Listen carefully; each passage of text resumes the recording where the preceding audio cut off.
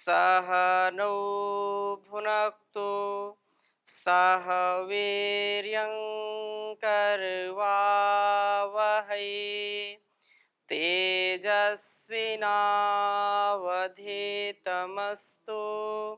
मा विद्विषावहै।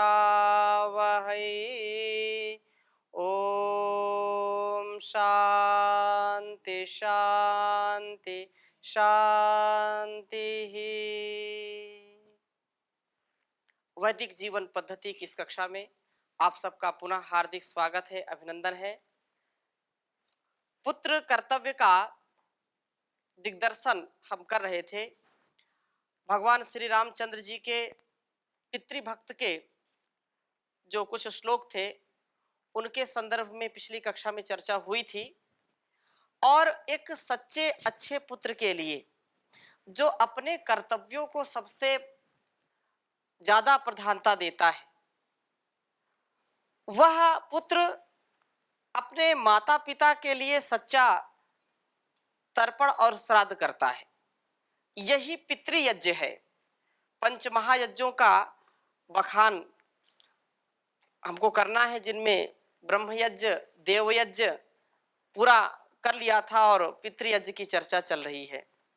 तो पुत्र कैसे हों जो इस यज्ञ को अच्छी प्रकार से कर सकें, आत्मसात कर सकें और अपने गुणकर्म स्वभाव से माता पिता कुल वंश की परंपरा को उन्नत बनाएं, कलंक न लगाएं, इतना उन्नत बनाएं कि संसार में उनका नाम स्वर्णिम अक्षरों में अंकित किए जाएं। ये कोई कल्पना नहीं है, ऐसे महापुरुष हमको खूब मिलते हैं और कम से कम भारतवर्ष में तो इसका कोई टोटा नहीं है। अगली बात मैं रखूंगा, आप में से किसी का कोई प्रश्न हो तो पहले पूछ लीजिए। ओम स्वामी जी। जी स्वामी जी, कई लोग अज्ञानवश कहीं जीते जी पिताजी का सेवा नहीं कर पाए तो मृत्यु के बाद क्या कर सकते हैं? हाँ, ये एक यक्ष प्रश्न आपने किया है कि ये बोध बाद में हुआ कि हमको पिता के प्रति क्या कर्तव्य करना चाहिए था, उस समय हम नहीं कर पाए, लेकिन अब पिता नहीं है, अब हमको क्या करना चाहिए उनकी कृतज्ञता के लिए। बहुत गंभीर प्रश्न आपका है और मैंने बीच में चर्चा भी की थी इसकी कि जब तक ये हमारा शरीर है, इसको ध्यान से समझिए, जब तक ये हमारा शरीर है, माता पिता यदि हैं, प्रत्यक्ष जीवित हैं, तो हमको उनकी सेवा पूरे भक्ति भाव से करनी चाहिए। और यदि माता पिता नहीं हैं, हम उनसे दूर हैं भी, हम उनसे दूर हैं, तो भी उनको अपने से अलग नहीं समझना चाहिए। इस संसार में नहीं है सशरीर, लेकिन इस बात को हमेशा याद रखना चाहिए कि जब तक ये शरीर है तब तक मेरे माता पिता मेरे अंग संग हैं। तो इसका कभी मलाल ना करें कि अब तो पिताजी नहीं है, पिता की सेवा करनी चाहिए थी, मैं कर नहीं पाया। मैं बार बार उस शब्द को दोहराता हूं कि वो सच्ची संतान है, वो सच्चा सुपुत्र कहलाता है जो माता पिता कुल वंश की परंपरा को गौरव देता है, उनका मान सम्मान, उनकी यश और कीर्ति को बढ़ाता है। तो मेरे माता पिता हैं, मेरा सौभाग्य, नहीं है तो भी दुर्भाग्य नहीं समझना चाहिए। क्यों? क्योंकि मेरी धमनियों में जो रक्त प्रवाह है वो किसका है? उन्हीं का है। मेरे अंदर जो संस्कार कार्य कर रहे हैं वो किसके हैं? माता पिता के हैं। महर्षि दयानंद लिखते हैं कि जितना उपकार या जितनी सुशिक्षा आरंभ के, वैसे गर्भाधान से लेकर के 5 वर्ष तक की बात है, क्योंकि उसके बाद तो गुरुकुल में जाना होता है, जितनी शिक्षा जितना सुसंस्कार मां दे सकती है उतना और सारे संसार के लोग मिलकर के भी नहीं दे सकते। और माता पिता साथ में होते हैं, मां चूंकि बिल्कुल निकट होती है, इसलिए माता पिता यदि नहीं भी हैं तो भी उनके द्वारा दिए गए संस्कार मेरे अंदर हैं, और जब तक संस्कार मेरे अंदर हैं माता पिता के, तो मुझको उनसे अलग नहीं समझा जाना चाहिए। कोई बात नहीं, जो आता है वो जाता है इस संसार से, ये नियम है। अपने अपने रोल को सब अदा कर रहे हैं, अपने अपने पार्ट, अपने अपने अभिनय को सब निभा रहे हैं। तो उन्होंने अपना अभिनय किया और चले गए। अब मेरी बारी है, मैं अच्छा करूंगा। मैं एक उदाहरण देता हूं, यदि कोई पुत्र ऐसा है जिसके पिता नहीं है, माता नहीं है, जन्म तो दिया है माता पिता ने, अब उसने कोई ऐसा गलत काम कर दिया, कोई जो है देशद्रोह का काम कर दिया, तो किसका नाम आएगा? किसके बेटे ने किया? फलाने के बेटे ने किया, ढिमा के बेटे ने किया, तो उनका नाम तो आपके साथ जुड़ा है ना। इसी प्रकार से इसको अच्छे उदाहरण में लीजिए, माता पिता नहीं है, लेकिन जब मैं अच्छा कार्य करूंगा, जब मैं राष्ट्र का कार्य करूंगा, अध्यात्म का कार्य करूंगा, आत्म कल्याण से राष्ट्र कल्याण का काम करूंगा, तो मेरे माता पिता का नाम भी मेरे साथ बढ़ेगा। तो उनको हमने तृप्ति दी कि नहीं दी? दी। कुलवंश का नाम रोशन किया कि नहीं किया?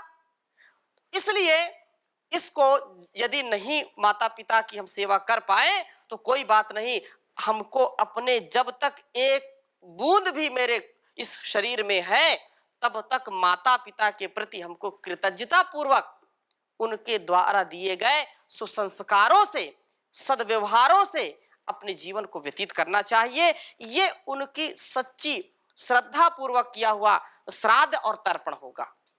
ये बात नहीं कि बस वर्ष में एक बार कभी जब पितृपक्ष आता है तो तब थोड़ा सा पिंडदान कर दिया और थोड़ा गंगा जल चढ़ा दिया, अर्पित कर दिया, हो गया। ये लोग कर रहे हैं तो मैं उसका खंडन नहीं करना चाहता हूं, वो करें, लेकिन ये केवल आंशिक सत्य होगा, ये व्यवहारिक नहीं होगा। क्योंकि जब तक मेरे गुणकर्म स्वभाव अच्छे नहीं होंगे, कितना भी हम पिंडदान करें कोई लाभ होगा क्या? नहीं होगा। अपने गुणकर्म स्वभाव को, अपने आचरण को, सद्व्यवहार को, परोपकार को, सदाचार को बढ़ाएंगे तो मेरे माता पिता और मेरे कुल वंश का नाम प्रकाशित होगा, और वह जीवन जो एक अच्छे पुत्र को जीना चाहिए मैं जी पाऊंगा। बात स्पष्ट हो गई? और कोई प्रश्न? ठीक है, आगे हम और चर्चा करते हैं। पिछली कक्षा में चर्चा की थी कि भगवान राम क्या कह रहे हैं माता कैकेयी से कि राजा जो मेरे पिता हैं, तो मैं महाराज की बात को या उनकी आज्ञा को पालन करने के लिए सदा कटिबद्ध हूं। उनके द्वारा कहने पर, अर्थात महाराज के कहने से मैं आग में कूद सकता हूं, तीव्र विष को भी पी सकता हूं और समुद्र में भी गिर सकता हूं, क्योंकि जैसी पिता की सेवा और उनकी आज्ञा का पालन करना है, इससे बढ़कर के संसार में कोई दूसरा धर्म नहीं है। अहम ही वचनाद राजा पतेयम पावके भक्षेयम विषम तीक्षम पतेयम अपि चारणवे नाह्यतो धर्माचरणम किंचिदस्ति महत्तरम तथा पितरी शुश्रूषा तस्य वा वचन क्रिया। इतनी सुंदर बात कही। और इसके बाद माता कैकेयी से मिलने के बाद फिर माता कौशल्या जी के पास जाते हैं, और माता कौशल्या भी क्योंकि माँ है, और माँ का हृदय कितना विदीर्ण होता है जब उसका पुत्र, उसकी सुसंतान कहीं उससे दूर होती है, बहुत कष्ट होता है। माँ कह रही है कि नहीं बेटा वन मत जाओ, पिताजी तो ऐसे ही कह देते हैं, लेकिन भगवान क्या कह रहे हैं कि निश्चित रूप से मैं तुम्हारा पुत्र हूं, लेकिन जो पिता ने कहा है उसको मैं टाल नहीं सकता हूं। बहुत सुंदर बात कही है, मैं इसको लिखना चाहूंगा क्योंकि इससे युवाओं को भी सीखना चाहिए, उनको इससे शिक्षा मिलनी चाहिए। कहा नास्ति शक्ति ही पितुरु वाक्यम।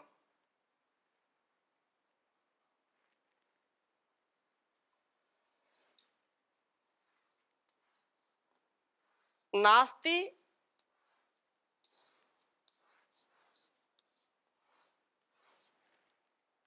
शक्ति ही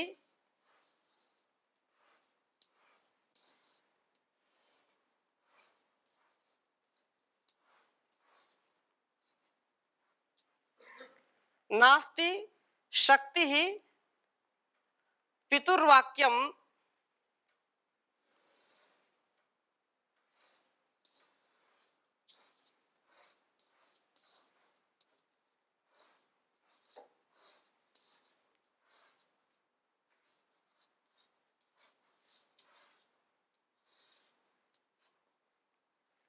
नास्ति शक्ति ही पितुर्वाक्यम समतिक्रमितुम मम।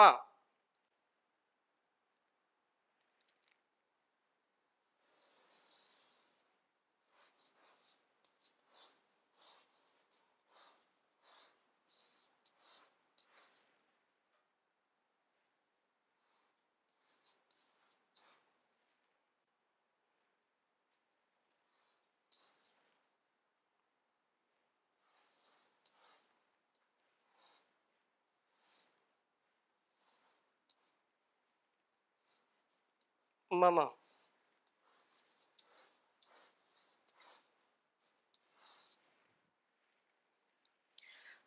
प्रसादये तवाम शीर्षा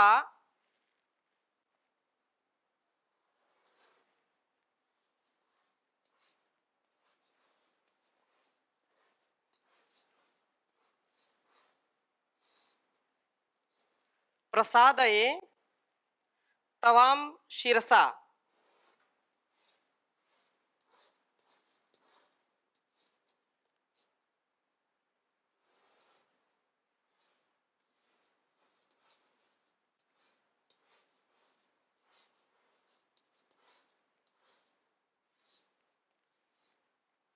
प्रसादये तवाम शिरसा गंतुम इच्छाम्यहम वनम।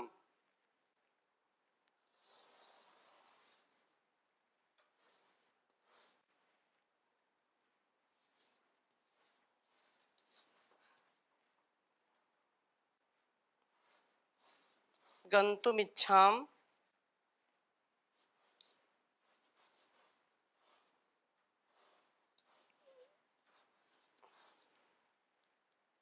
गंतुम इच्छाम्यहम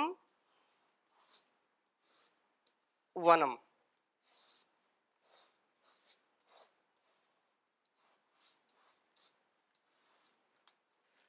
उच्चारण करेंगे। नास्ति शक्ति पितुर्वाक्यम समतिक्रमितुम मम प्रसादये तवाम शिरसा गन्तुमिच्छाम्यहं वनम। गन्तुमिच्छाम अहम वनम है? निश्चित रूप से माता और पिता दोनों का बराबर अधिकार होता है पुत्र और पुत्रियों पर, संतानों के ऊपर।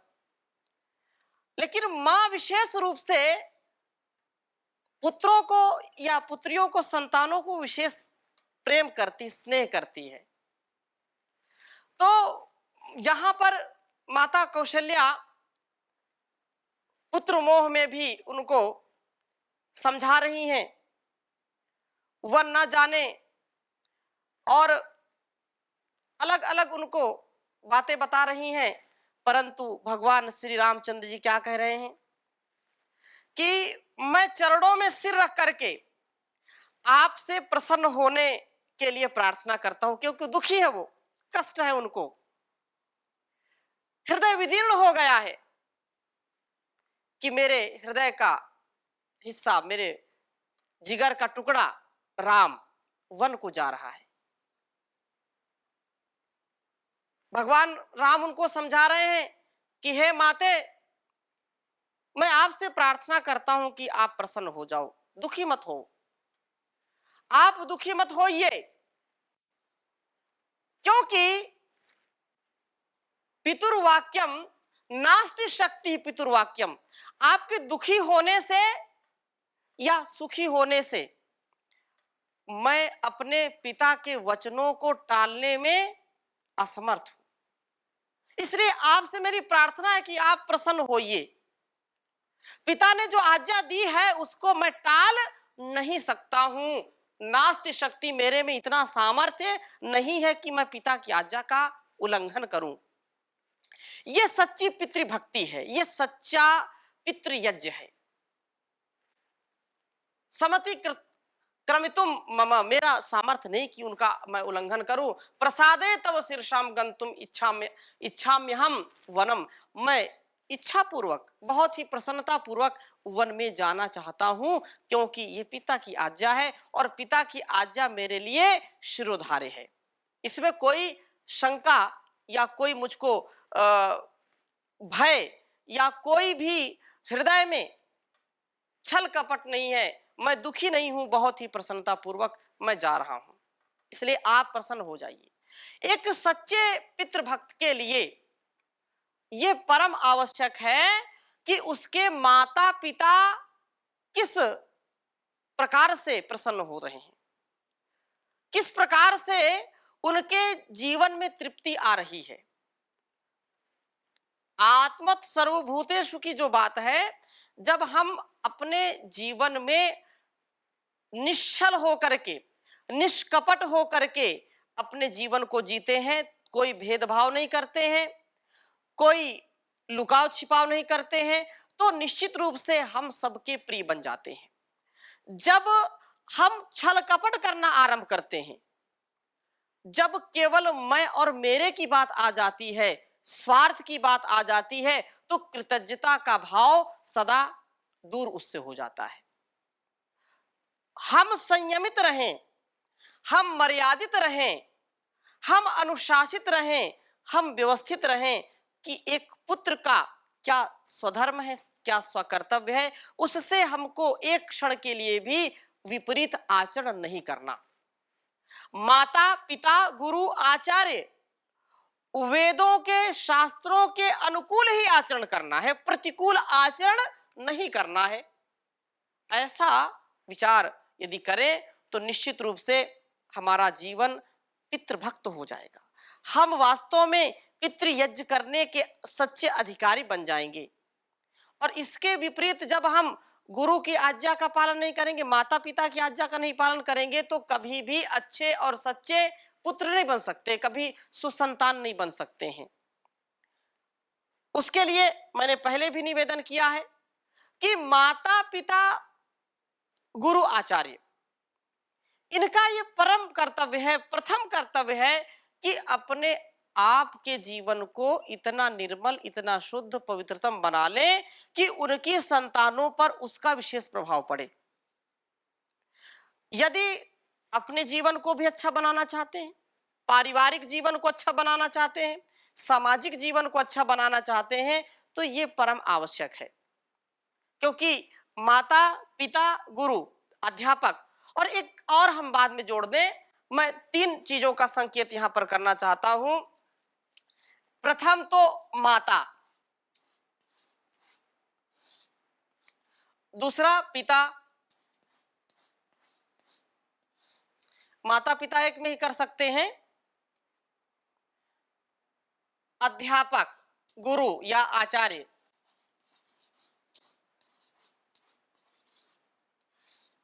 और सन्यासी।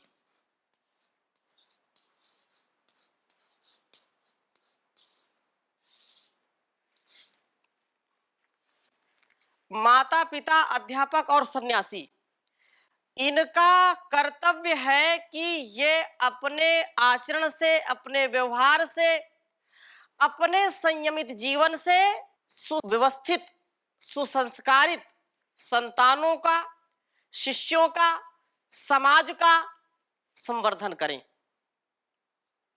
संतानों का, शिष्यों का और सभ्य समाज का। जब तक इसका पालन नहीं करेंगे, तब तक पुत्र या पुत्रियों में ये संस्कार आ नहीं सकता। फिर आप कह सकते हैं कि माता पिता तो बहुत अच्छे हो सकते हैं, लेकिन पुत्र पुत्रियां हो सकता है स्वभाव से खराब हो जाए। तो ये तो जन्म जन्मांतरों की यात्रा है, ये जन्म जन्मांतरों की यात्रा है।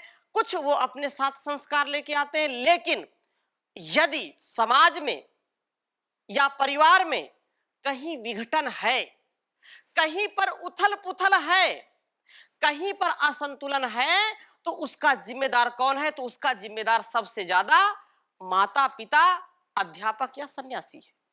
घर में है तो माता पिता है, और फिर जब शिक्षण के लिए विद्यार्थी जाता है तो वहां पर अध्यापक की जिम्मेदारी है, उस गुरु का उत्तरदायित्व है, और इसके बाद सन्यासी का परम धर्म है। ये भारतीय संस्कृति है, ये वैदिक जीवन, वैज्ञानिक जीवन पद्धति है कि ये समाज के, परिवार के, एक संतान के जीवन के आधार होते हैं, और इनके बिना वो आधार यदि नष्ट हो गया तो कभी भी भवन खड़ा नहीं हो सकता है। जितनी मजबूत, जितनी टिकाऊ, जितनी सशक्त नींव हम डालेंगे, उतना भव्य भवन हम निर्माण करते हैं उसके ऊपर। और हमने नींव नहीं डाली, नींव हमने नहीं डाली और भवन उसके ऊपर बड़ा बना दिया, तो वो भवन क्या हो जाएगा? मिट्टी में मिल जाएगा। इसलिए ये बार बार हमको विचार करना चाहिए, हजार बार विचार करना चाहिए कि यदि अपनी संतानों को अच्छा बनाना है, पितृभक्त बनाना है, तो सबसे पहले अपने कॉलर को देखना चाहिए कि मैं पितृभक्त हूं कि नहीं हूं, मेरे अंदर ऐसे संस्कार हैं कि नहीं। हम दूसरों के कर्तव्य को देखते रहते हैं कि उसका क्या कर्तव्य, उसका क्या कर्तव्य है, लेकिन अपने कर्तव्य को हम देखें कि मेरा क्या कर्तव्य है। अपने कर्तव्य को हम देखेंगे तो निश्चित रूप से समाज और राष्ट्र उन्नत बनेगा। यह इन माता पिता, अध्यापक और सन्यासी का परम कर्तव्य है। और जब जब परिवार में या संतान में या समाज में बिगाड़ आता है तो उसका दोषी कौन होता है? ये होते हैं। क्योंकि जिस समाज में अच्छा सन्यासी नहीं है, जिस विद्यालय में, जिस गुरुकुल में अच्छा आचार्य नहीं है, अध्यापक नहीं है, तो कैसा वो गुरुकुल होगा? कल्पना कर सकते हैं। आज भी देखो, जहां सुसंस्कारित और बहुत अच्छे सच्चे अध्यापक होंगे, वहां के बच्चे, वहां के विद्यार्थी अच्छे होंगे, उदंड नहीं होंगे। जिस परिवार में माता पिता श्रेष्ठ होंगे, ज्येष्ठ होंगे, विद्वान होंगे, धीर गंभीर होंगे, उनकी संतानें भी श्रेष्ठ होंगी। अब जब सन्यासी, अध्यापक, माता पिता के ज्ञान में, उनके विज्ञान में विकृति आ गई है, तो कैसे संस्कृति की रक्षा होगी? संस्कृति की रक्षा के लिए इनको सुसंस्कारित होना पड़ेगा। संतति की रक्षा के लिए इनके अंदर सुव्यवस्थित जीवन शैली का आधान होना पड़ेगा, अर्थात उनको ऐसा जीना पड़ेगा। हम खूब उपदेश दे बच्चों को, बोलो हम तो क्या बताएं, समझाते बहुत है लेकिन समझ नहीं रहा, ये हमारे बेटा बेटी समझ नहीं रहे। क्यों? क्योंकि उनके सामने हम कभी ना कभी ऐसी हरकत कर देते हैं, ऐसे व्यवहार को देख लेते हैं कि वो फिर वैसा उनके दिमाग में फीड हो जाता है और फिर वैसा वो करेंगे। हजारों उपदेश एक और है और एक उदाहरण, एक आचरण एक और है। आपने हजारों उपदेश उनको दिए कि ऐसा नहीं करना, ऐसा नहीं करना, सही बोलना है, झूठ नहीं बोलना, सत्य का आचरण करना, किसी से लड़ाई झगड़ा नहीं करना, ऐसे आचरण से युक्त होना है, लेकिन कभी आपने उनके सामने हजारों बार उपदेश किया और एक बार भी माता पिता ने, अध्यापक ने या किसी सन्यासी ने ऐसा कोई कार्य कर दिया तो फिर वो जीवन भर उस उदाहरण को जीने लगते हैं, अर्थात उसको भूलते नहीं। वो आपने 1000 बार उनको समझाया, वो प्रभावकारी नहीं होगा। वही प्रभावकारी होगा जो उन्होंने सच में देखा है, अपनी आंखों से देखा है, कानों से सुना है। इसलिए हमको ये विचार करना पड़ेगा कि जो सैकड़ों हजारों उपदेशों की अपेक्षा एक कर्म का जो उपदेश है, स्वधर्म का जो उपदेश है, स्व आचरण का जो उपदेश है, मर्यादा और संयम का जो उपदेश है, वो सबसे बड़ा प्रभाव डालती है संतानों के जीवन में। अगर संतानों को हम ऐसा बनाना चाहते हैं तो हम कभी भी उनके सामने कोई कुचेष्टा ना करें, कोई ऐसा व्यवहार ना करें। अब कुछ लोग सोचते हैं उनके सामने मत करो, पीठ पीछे कर लो।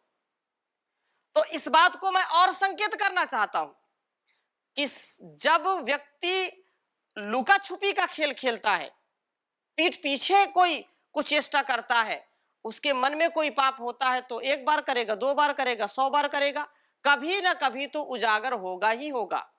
कुछ लोग बोलते हैं प्राइवेट लाइफ तो होनी चाहिए भाई, प्राइवेट लाइफ हमको जीना है, ये मेरा प्राइवेट मामला है, इसमें आप दखलंदाजी मत करो।